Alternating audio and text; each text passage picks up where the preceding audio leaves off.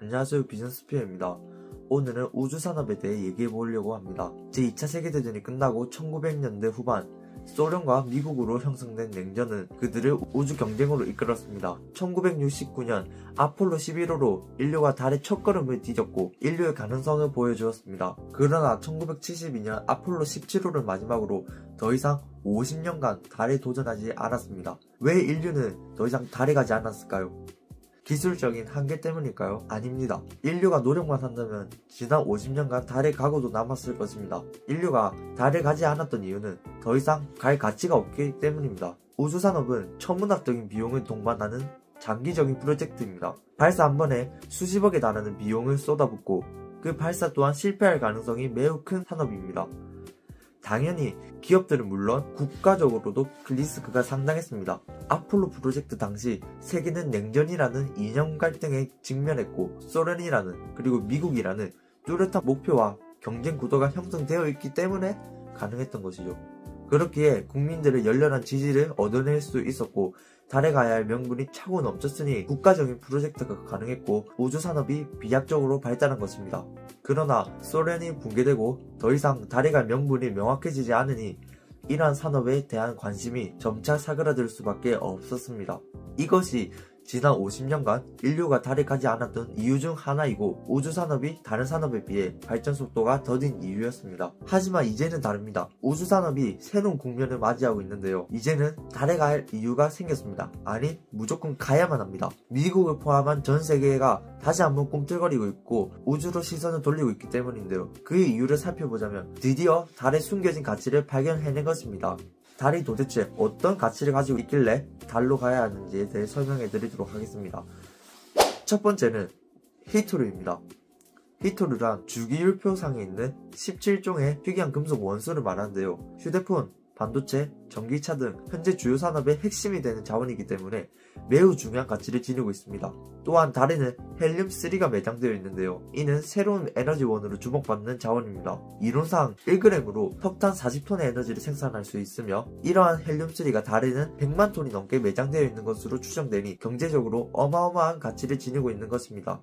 중동 국가들이 석유를 가지고 떼돈을 벌었던 것처럼 에너지의 중요성은 누구나 잘 알고 있습니다. 특히 석유 한 방울 안 나는 대한민국은 뼈저리게 느낄 것입니다. 에너지원을 장악하고 생산 및 재련 기술을 확보한 기업은 혹은 국가는 부를 쓸어 담을 것이고 그런 자격이 없는 국가는 큰 부담을 지니면서 에너지를 구매해야 하니 달에 천문학적인 투자를 하는 것도 이해가 됩니다. 반도체, 휴대폰 등 첨단 산업이 국가의 외교, 정책을 좌지우지할 정도로 중요해진 지금 히토류와 같은 희귀 광물도 놓쳐서는 안됩니다. 두 번째는 뉴스페이스 시대라는 새로운 우주산업의 양상입니다. 지금까지 우주산업은 국가 주도적인 산업일 수밖에 없었습니다. 기업이 하기에는 너무 큰 돈이 필요했고 장기적인 프로젝트인데다가 리스크도 컸으니 투자자 또한 확보하기가 어려웠기 때문입니다. 하지만 일론 머스크의 스페이스X, 제프 베이조스의 블루오리진과 같이 억만장자들의 우주 진출로 인해 우주산업이 변화하고 있습니다. 민간 기업들의 주도로 우주산업이 성장하였는데 그들은 몇 번의 성공과 더불어 놀라운 기술을 개발하였죠. 그 기술을 바탕으로 나사와 같은 국가기관과 계약을 맺었고 이젠 국가에서 그들의 기술을 빌려 인공위성을 발사하는 정도이니 우주산업의 구조는 예전과 완전히 다름을 인지할 수 있습니다.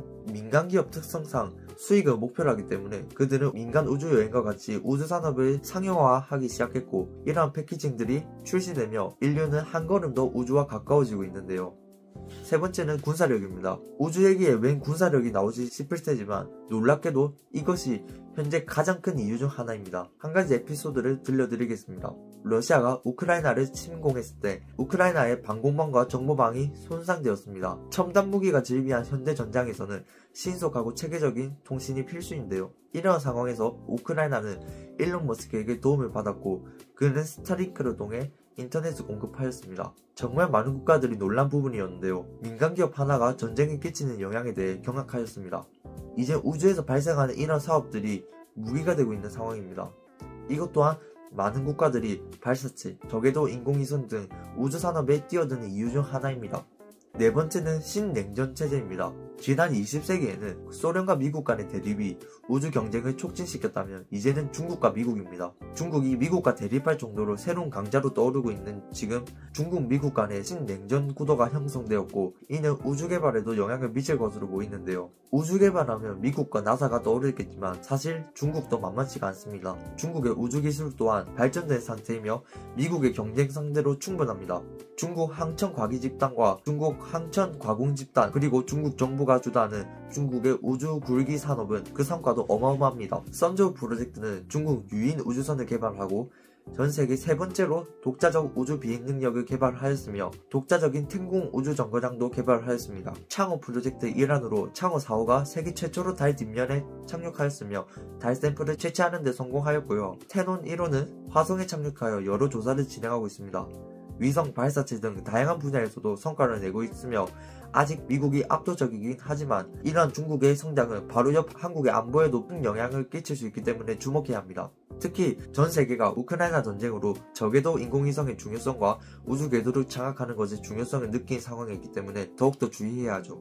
마지막으로 선두주자입니다. 우리가 우주산업의 선두주자가 되어야 한다는 말입니다. 핵 개발을 예시로 들어보겠습니다. 과거 냉전 시기에는 우주 경쟁뿐만 아니라 군비 경쟁도 심하였습니다. 오히려 이런 군비 경쟁이 우주 경쟁으로 확산될 정도였으니 그 당시의 군비 경쟁은 어마어마했죠. 이때 더 강력한 무기를 만들기 위해 양국 다 핵 개발에 전념하였는데 이런 혼란스러운 상황 속에서 영국, 프랑스 등 소수의 국가들이 핵 개발에 성공합니다. 이후 핵을 선점한 그들은 핵 확산 금지 조약을 맺고 전세계 핵 개발을 제재합니다. 실질적 핵 보유국인 북한을 막대하고 있는 우리 입장에서는 뼈아픈 사실입니다. 즉 먼저 선점한 국가들에게만 그 혜택이 부여되고 후발주자들은 누릴 권리가 제공되지 않는다는 것입니다. 이 부분을 잘 기억해야 합니다. 언젠가 우주에도 생산기지가 구축되고 생산 라인이 형성될 것입니다. 선진국들은 앞장서서 우주의 기술을 확보할 테고 이는 우주자원 채굴권과 같은 경제적 권한을 모조리 가져갈 것이기 때문에 후발주자들은 경제적 손실을 감수하면서 우주기술과 우주자원을 맞이하게 될 것입니다.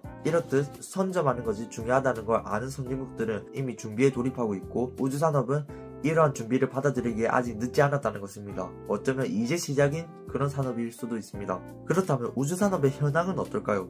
간단하게 말씀드리면 미국 같은 경우에는 아르테미스 프로젝트를 발표하여 준비를 하고 있습니다. 아르테미스 프로젝트란 한국을 포함한 세계 각국과 다양한 기업들이 참여하는 다국적 프로젝트입니다. 아르테미스 프로젝트의 목표는 다시 한번 달을 방문하는 것이고 달을 통해 다른 행성까지 탐사할 발판을 만드는 것을 포함하고 있습니다. 그 외에도 중국, 인도 등 다양한 국가들이 우주산업에 열을 내고 있으며 민간기업 또한 계속해서 발전하고 있습니다. 대한민국의 현재의 우주기술과 또 방산기술 등 다양한 기술 면에서 성과를 내고 있습니다. 그러나 우주산업 같은 경우에는 더욱더 집중적으로 투자해야 합니다. 언젠간 태극기가 우주에서 펄럭거릴 수 있게 그리고 태극기를 붙인 여러가지 발사체들이 하늘을 가로지를 수 있길 희망합니다. 감사합니다.